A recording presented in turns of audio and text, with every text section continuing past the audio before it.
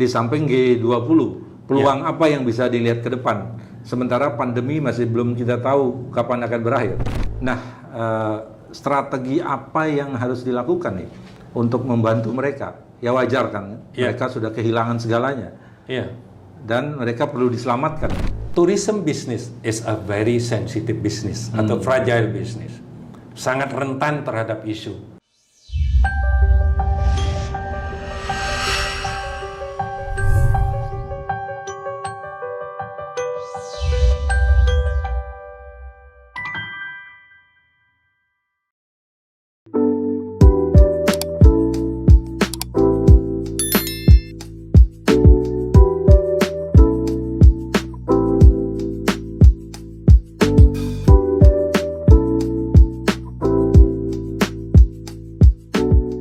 Jumpa lagi dengan saya, Wisnu Murti, dan hari ini kita kedatangan tamu terhormat Anak Agung Rai Suryawijaya.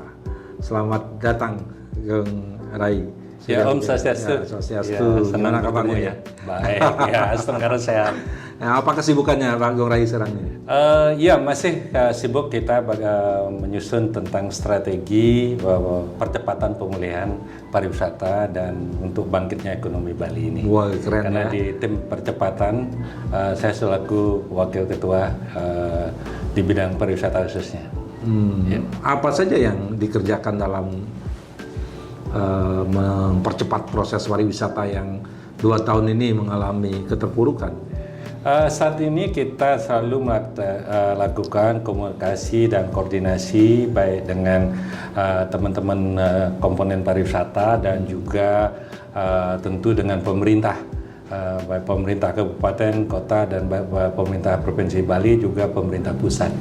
Jadi terkait bagaimana langkah-langkah strategis kita yang kita akan lakukan ke depan ini. Karena ini kan pandemi COVID-19 ini sudah 2 tahun ya.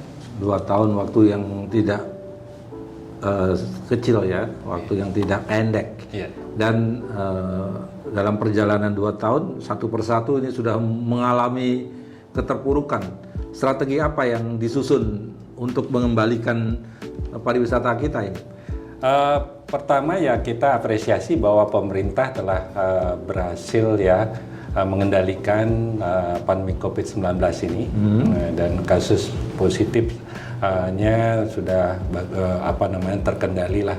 Jadi tingkat hunian rumah sakit juga sudah bagus, fatality turun luar biasa dan juga makanya kita mulai bangkitkan khususnya pertama adalah wisatawan domestik. Setelah Nataru jadi ini wisatawan domestik mulai perlahan-lahan tadinya turun sampai 9.000, sekarang mulai sampai 11.000 per hari melalui udara dan melalui darat sampai 10.000. Artinya wisatawan domestik cukup membantu ya? Cukup membantu namun tidak sesuai dengan ekspektasi kita karena kalau kita bandingkan dengan ketersediaan kamar yang ada di Bali atau room available itu melebihi 146.000. Jadi belum normal gitu. Namun kita berusaha terus dengan cara rencananya kita mengadakan sales mission atau sales promotion ke beberapa kota yang ada di seperti Jakarta, Bandung, Jogja, Jawa Timur dan Ujung Pandang barangkali atau Medan, di mana daripada wisatawan domestik itu jadi berasal dari kota-kota tersebut ya. Artinya wisatawan domestik bisa menjadi salah satu andalan dalam membangkitkan saat ini ya. Jadi still better than nothing ya, karena setelah officially diumumkan untuk Wisman itu kan sampai saat ini sudah hampir 3 bulan kan belum bisa kita wujudkan, namun kita tetap berusaha. Nah itu yang terjadi. Jadi berusaha mudah-mudahan Februari ini Wisman bisa datang ke Bali. Jadi dengan direct flight. Oke, kalau Wisman kita harapkan bisa menutupi, sementara faktanya dia tidak available ya, bisa menutupi, berarti kita masih tergantung dengan wisatawan asing kan begitu? Iya, karena begini, jadi Bung Wisnu, jadi perbandingannya, Jadi Wisman itu 1.000, wisatawan domestik bisa 5.000 bandingnya. Itu cukup jauh. Karena kenapa? Dari sisi length of stay-nya. Length of Jadi stay, kemudian masa tinggalnya Wisman itu rata-rata kan seminggu sampai 2 minggu, dan bahkan ada yang 3 minggu. Itu yang terjadi. Yang kedua adalah spendingnya. Jadi spendingnya mereka bisa sampai 100 sampai $200 per hari. Itu yang dari sisi ekonominya ya. Iya, betul. Jadi ini kan memberikan impact yang terhadap ekonomi kita. Iya. Jadi itu yang di samping itu mereka ini kan mereka di sini itu banyak memberikan support ya pada kita, dan secara tidak langsung promosi juga. Terus kalau kondisinya seperti itu, pertanyaannya, masihkah Bali ini tergantung dengan pariwisata? Nah, ini bagus sekali pertanyaannya. Banyak orang yang menanya-nanyakan soal itu, menjadi trending topik ya. Jadi apakah Bali ini masih tergantung dari sektor pariwisata? Ya, saya bisa tegaskan, selaku Ketua PRI dan Ketua Badan Promosi Pariwisata, Bali ini pasti sangat tergantung daripada sektor pariwisata. Nah, itu yang kenapa demikian kita buktikan dalam situasi yang normal. PDRB Bali 56% ya dari sektor pariwisata. 56%. Ya, 56%, itu luar biasa. Iya. Nah, ini kenapa? Karena ini pariwisata ini kan sudah barang jadi. Bali ini menjadi destinasi terpopuler di dunia dan peringkat 1. Itu satu. Ini yang kedua, kita mempunyai fasilitas yang world class, yang berdaya saing internasional. Ketiga, SDM kita punyai. Semuanya itu objek-objeknya ini yang punya. Sarana prasarana juga lengkap sekali biasa. Bali ini, sangat luar biasa. Dan Bali ini juga bisa menjadikan pusat MICE dunia. Ya, di fasilitas MICE ada. Artinya Bali masih tumpuannya adalah sektor pariwisata. Namun di sisi lain, untuk membuat ekonomi kita jadi biar balance, jadi stabil, nah perlu ditingkatkan sektor lain. Ya, apa misalnya? Yang menopang pariwisata. Ya, ekonomi Bali. Jadi contohnya misalnya pertanian dalam arti luas. Jadi pertanian yang berbasis teknologi itu yang ini jadi petani yang modern. Jadi ini yang harus kita lakukan. Jadi apalagi ini harus digalakkan terus. Jadi tidak semuanya harus kerja di sektor pariwisata. Ini yang kedua itu adalah kelautan. Dalam arti luas juga perikanan dan segala macam. Ini penting sekali ya, yang harus dilakukan. Yang ketiga kan ekonomi kreatif juga. Jadi ini perlu ya. Jadi karena ini perlu kita ekspor hasil daripada kerajinan masyarakat Bali itu. Jadi ini kan mendatangkan devisa. Ini yang akan menopang. Itu yang harus terus dilakukan. Ekonomi digital diterapkan semuanya. Sektor-sektor lain yang harus kita terus tingkatkan. Makanya kita harapkan pemerintah ini memberikan anggaran lebih dari sektor-sektor yang lain. Nah, di samping sektor pariwisata yang sudah barang ini sudah jadi gitu. Itu yang kedua. Nah, karena kita masih menjadikan pariwisata sebagai sektor unggulan, tadi strateginya sudah. Nah, problemnya lalu sekarang di mana? Ya, persoalannya memang kalau saya lihat ya, karena saya ada kebetulan kerja di sektor pariwisata itu 30 tahun. Jadi memang tourism business is a very sensitive business atau fragile business. Sangat rentan terhadap isu.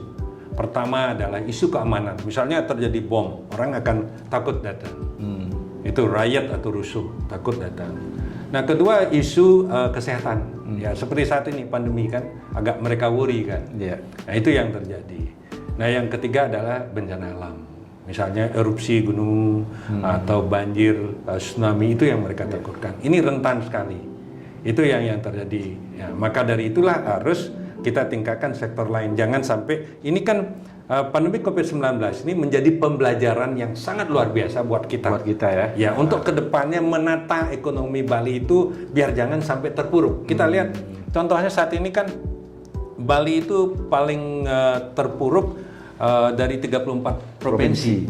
Itu yang terjadi tahun 2020 sampai minus year on year itu 10 ya? 9.31%, jadi 9,31%. Hampir 10 Iya, minus ya. 2021 juga masih tetap minus walaupun triwulan keempat, jadi Oktober, November, Desember mulai picking up. Dan kita harapkan sekarang mulai bangkit. Di awal 2022 ini saya optimis akan mulai bangkit. Apa dasarnya? Ya, karena pertama begini, masalahnya banyak akan ada menjelang G20 ini, event-event yang akan di Bali. Itu jadi di Bali? Ya, Tapi kemarin saya dengar 99% akan di Bali. Di Bali, karena ya. fasilitas sudah dibangun, persiapan sudah sangat amat matang. Terus kemarin saya dengar ada semua dipindah ke Jakarta itu gimana? Oh, hanya dua event. Oh, hanya 2 event. Dua event yang dipindahkan karena terkait dengan beberapa hal pertimbangan pemerintah pusat. Nah ini, jadi pemerintah pusat memutuskan untuk Jakarta. Jadi bisa juga nanti yang harusnya Jakarta bisa akan pindah ke Bali, kan masih fleksibel. Jadi semuanya tergantung daripada situasi dan kondisi. Kan Artinya itu. Bali masih tetap menjadi pilihan. Ya, untuk dari 150 event itu mostly akan dilaksanakan di Bali. Di Bali. Jadi menjelang 150 event. Iya, G20 ini kan November 2022. Iya, kalau dihitung orangnya itu yang ribuan ya? Iya, ribuan, puluhan ribu malah nanti akan terjadi. Dan ini akan memberikan dampak terhadap ekonomi kita. Nah, dalam situasi yang terpuruk, di mana hotel, restoran, dan pendukung kepariwisataan juga sedang tiarap ini. Ya. Sementara nanti kedatangan tamu untuk menggeliatkan kembali, apa yang harus dilakukan oleh PHRI misalnya? Ya, teman-teman kita memang situasinya sangat berat. Ini kan wait and see nih. Ya, betul. Jadi memang dengan situasi seperti ini, mereka bertahap mengoperasikan hotelnya. Jadi kita punya kamar misalnya 300, dia operasikan dulu 100 kan gitu. Itu bertahap. Jadi sehingga kalau sudah ada cash flow, itu strategi manajemen baru start direnovasi sedikit. Dan juga yang kedua adalah mempekerjakan karyawannya pun baru hanya 40% saat ini. Jadi ribuan yang di PHK dan puluhan ribu masih dirumahkan tanpa digaji. Itu yang terjadi. Tadi mereka bergulir. Ada istilah PHK, ada istilah dirumahkan. Bedanya ya, layoff. Ya. Bedanya apa itu? Yang di PHK kan sudah terjadi pemutusan hubungan kerja. Banyak yang daily worker yang diputuskan atau yang usia pensiun dan segala macam diambil haknya kemudian dijadikan pemutusan hubungan kerja. Dan beberapa yang saat ini masih dirumahkan melihat situasi dan kondisi daripada hotel itu sendiri.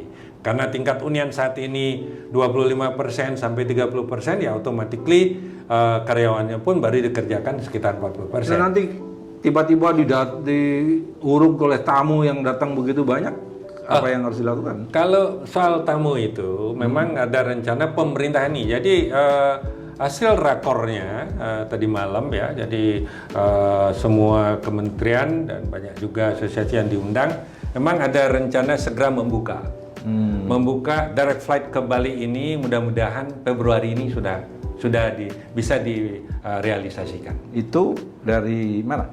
Dari Singapura, jadi kerjasama dengan SQ, jadi Singapore Airlines. Artinya pemerintah pusat sudah memberikan green line. Lampu hijau ya? Iya. Karena apa tarik ulur lagi nih? Nah, karena kesiapan Bali, jadi mereka memandang Bali ini siap. Dan bukan PHP ya?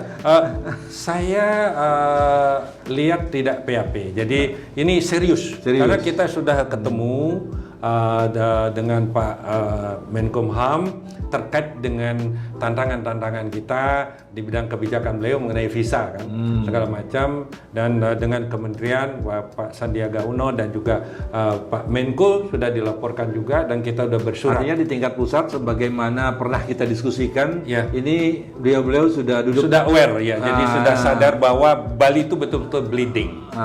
Ya, jadi Bali, ekonomi Bali ini sangat terpuruk, maka dari itu kita mohon agar segera bisa Wisman ini datang ke Bali. Walaupun ada karantina, mereka akan suka di karantina di Bali. Iya, karena Bali ini satu udaranya lebih bagus. Tapi Bali bukan pulau karantina. Iya, kita harapkan Bali sendiri menjadi pulau karantina. Ya, itu. Namun mereka tinggalnya di tempat-tempat yang sudah tersertifikasi CASE. Itu yang dilakukan. Oke, berarti ada peluang nih Ya. untuk bangkit kembali. Iya, betul. Di samping G20, peluang apa yang bisa dilihat ke depan? Sementara pandemi masih belum kita tahu kapan akan berakhir. Iya, kalau soal pandemi kan saya bukan bidangnya, tapi kita banyak yang memprediksikan bahwa dengan adanya varian baru ini Omicron, mudah-mudahan ini akan menjadi endemi. Itu diharapkan, mudah-mudahan banyak yang memprediksikan tahun 2022 ini akan menjadi endemi. Sehingga pemimpin-pemimpin dunia kan banyak ingin ke Bali kan, mengadakan pertemuan dan minta bahkan CSR dunia minta persetujuan ya kepada Pak Presiden Bill Gates yayasan-yayasan yang berpengaruh di dunia. Ya, artinya ini di sinyal yang sangat bagus. Ya, itu yang kita bahkan beberapa pertandingan dari Liga 1 dilaksanakan di Bali. Di Bali. Dan Maret juga akan ada MotoGP di NTB. Mereka setelah ke NTB pasti juga akan berlibur ke Bali. Kan? Artinya apa itu bagi dunia pariwisata kita? Ini artinya angin segar. Dan kita harus berani, ya, karena harus kita komit untuk melakukan itu. Jadi dari segi industri kesiapannya sudah sangat matang. Itu persoalannya. Jadi kita sudah sangat amat siap. Baik CSE, baik vaksin sudah dilakukan. Bahkan ini tahap yang ketiga kalinya untuk booster ya. Itu yang dilakukan dan juga disiplin yang kita harus lakukan dan kita mau mengambil bagian daripada persoalan itu. Jadi bagian tanggung jawab itu kita harus lakukan. Nah, kembali sekarang ke komponen pariwisata kita. Ya. Langkah-langkah strategis yang kolaboratif ini penting agar jangan justru dalam situasi yang seperti ini di organisasi yang bergerak di sektor pariwisata justru tidak satu langkah dan satu gerak. Apa yang dilakukan? Iya, kita sudah komit. Seluruh komponen pariwisata dan bersama stakeholders ini kita sudah komit bahwa kita itu harus one island, one management, and one voice. And one commando. Nah, itu yang kita harus lakukan. Karena di saat ini kan tidak bisa kita lakukan partial ya. Jadi sendiri-sendiri tidak mungkin. Itu kita harus berkolaborasi. Jadi cara-cara demonstrasi kemarin tuh gimana itu? Ya, Astungkara mereka sudah kita lakukan komunikasi yang baik. Kita ada jelaskan persoalannya terkait dengan regulasi dan kita ada perjuangkan. Kita menghimbau bahwa tidak perlu melakukan demonstrasi. Karena justru kalau kita mengadakan demo ini, pertama image Bali sebagai the best tourism destination island in the world, ini akan citranya akan turun. Kedua, ini akan memperpanjang penderitaan kita. Ini kalau misalnya image-nya turun kan ini. Sedangkan di satu sisi kan kita lagi membangun kepercayaan dunia bahwa Bali ini aman, nyaman, dan juga menjadi green. Kan kita inginkan untuk membangun kepercayaan dunia ini jangan hal-hal yang aneh-aneh dilakukan. Jadi setelah kita jelaskan, akhirnya sadar.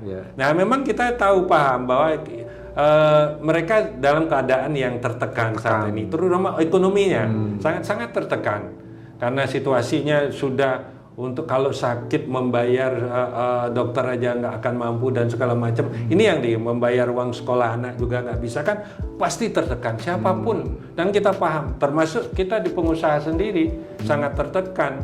Nah, karena kita mengajukan soft loan belum di-approve. Jadi kita sudah mengajukan top up, sudah habis sekarang masa waktunya 2022, mau memperpanjang lagi kan untuk biar jadikan relaksasi. Karena kita kan Wisman belum hadir ini, belum datang. Kita hanya sangat mengandalkan wisatawan mancanegara ini akan datang. Maka dari itu Pak Gubernur sudah melakukan pendekatan dengan 20 lebih dubes untuk bekerja sama agar bisa membantu Bali secepatnya pulih. Ya, dengan dubes Australia, dengan Jepang, dengan Korea, ya dengan semuanya. Artinya semua langkah sudah dilakukan. Ya, kita harus apresiasi kerja daripada pemerintah ini. Jangan kita nodai dengan hal-hal yang tidak penting akan wasting time dan energi. Jangan buang-buang waktu kita. Lebih baik kita kerja ikut mendukung program-program pemerintah ini agar kita bisa cepat pulih. Artinya pemerintah tidak akan menjerumuskan? Tidak. Saya tahu dan yakin sekali tidak ada maksudnya. Karena pemerintah dalam hal ini sangat berkepentingan agar pariwisata Bali ini pulih. Lebih-lebih pemerintah pusat. Pemerintah pusat kan berkepentingan karena satu bulannya bisa sampai 10 triliun lebih kehilangan devisa dari Bali. Iya. Dan pemerintah daerah juga, kabupaten dan kota kan. Saat ini begitu turun pariwisata kan kehilangan PAD-nya dari PAR daripada hotel dan restoran. Ya, itu yang terjadi. Maka dari semua kita punya tujuan sama. Saya yakin, cuman kita perlu memang bersabar di sini, diuji kesabaran kita, baik karyawan, jadi pengusaha juga dan masyarakat harus bersabar. Ya, tadi kan ada yang dirumahkan, ada yang di PHK. Iya. Dan mereka yang di PHK berarti sudah pupus. Iya. Harapannya untuk bekerja kembali di tempat awalnya. Iya, betul. Nah, strategi apa yang harus dilakukan nih untuk membantu mereka? Ya wajar kan, mereka sudah kehilangan segalanya. Iya. Dan mereka perlu diselamatkan. Iya, betul. Memang terjadinya PHK karena pandemi COVID-19 ini kan kita maklumi bersama, namun kita harus perlu juga memikirkan mereka kan stres sekali kan dalam situasi yang begini. Jadi makanya dari itu tingkat pengangguran sekarang kan hampir sampai 6% ya. Yang dulunya mana sudah sangat bagus sekali. Dan di Badung juga meningkat ya seperti itu. Maka dari itu pemerintah ini merefocusing kan, merealokasi anggarannya juga untuk membantu jaring sosial, membantu UMKM dan segala macam. Mari kita harus lebih inovatif sekarang ya. Jadi mungkin ini yang perlu dibangun sekarang ya. Iya, betul. Untuk membackup perekonomian yang bersumber awalnya hanya dari pariwisata. Sementara ada tenaga-tenaga yang profesional sebenarnya. Tetapi karena situasi mereka harus di PHK, mereka sebenarnya bisa dilatih. Iya, betul. Harus lakukan shifting bisnis ya. Jadi bisa masa mereka sudah membuat usaha-usaha kecil-kecilan ya, buka warung dengan modal daripada kur ini kan, ya berapa puluh ribu dan segala itu yang berapa puluh juta maksud saya. Jadi itu yang bisa dilakukan. Jadi kita akan mencoba semua. Tampaknya PHRI banyak yang balik ke sektor pertanian. Ya, jadi menanam padi, ada yang jadi memanfaatkan lahan-lahan kosong ya, lahan kebun-kebun, menanam kopi, banyak sekali yang mereka lakukan teman-teman saya ya, daripada waktu kita terbuang sia-sia. Jadi kita harus melakukan itu. Oke. Jadi walaupun bukan birokrat ini sibuk juga nih mikirkan situasi kita. Ya, ini kan masalah kita bersama. Iya. Ini badai ini kan kita hadapi bersama. Walau perahu kita beda-beda. Iya. Jadi itu yang terjadi. Jadi mestinya kolaboratif. Iya, betul. Ya. Justru birokrat kita mestinya tidak bisa tidur nih. Iya. Untuk saya yakin juga terjadi seperti itu. Jadi siapapun agak susah tidurnya ini ya. Kalau pengusaha juga nggak bisa tidur karena mikirin utangnya ya, nggak bisa kita bayar dan segala macam cicilannya. Jadi karyawan nggak bisa tidur, hanya dipekerjakan sedikit. Kapan mereka akan balik kerja, bisa seperti dulu, bisa dapat gaji, bisa menghidupkan keluarganya kan itu semuanya, semua kita. Orang juga akan ini ya bermasalah dan susah untuk tidur dan ya kita berusaha kerja, berpikir yang positif, kita bekerja keras, berusaha dan berdoa yang penting. Jadi itu yang terjadi. Yang menghadapi ini kan bukan sendiri, ya segmentasi tertentu ya. Iya. Semua orang. Iya. Apa kiat yang harus kita lakukan nih, Pak Agung Rai? Ya. Pak Agung Rai kan merasakan betul nih. Oh, sangat merasakan. Sangat merasakan, namun kita don't give up, jangan menyerah. Jadi kita harus get up. Tidak saatnya kita menangisi, tidak saatnya kita mengeluh, saatnya kita bangkit, saatnya kita berdiri. Saat ini momentumnya nih. Jadi pelajaran luar biasa. Kita sekarang saatnya ini kita lebih responsif, lebih resilient, tangguh dan inovatif dan kita kolaboratif. Ini harus kita lakukan. Artinya pola pikir yang segmentasi yang sektoral sebagaimana pernah berjalan pada masa lalu sekarang harus hilangkan itu. Jadi rubah mindset kita. Ya ini ada cobaan dalam hidup kita, ini harus kita hadapi. Gitu. Nah, pesan untuk teman-teman apa ini? Baik itu pengusaha, pekerja. Dan yang lainnya. Ya, saya bisa mesan ya dengan teman-teman khususnya pekerja, jadi saudara-saudara kita yang jadi karyawan hotel atau yang kerja di sektor pariwisata yang lagi terpuruk ini, marilah kita tetap bersabar dan berusaha bekerja yang apa saja yang kita bisa lakukan sesuai dengan talent kita atau skill kita masing-masing. Yang penting menghasilkan uang dulu ya. Itu yang terjadi untuk kita bisa bertahan makan dulu, dan saya yakin dan optimis akan di 2022 ini akan bangkit. Begitupun teman pengusaha, termasuk saya sendiri ya, saya menasihati diri saya ini untuk bisa bertahan dulu.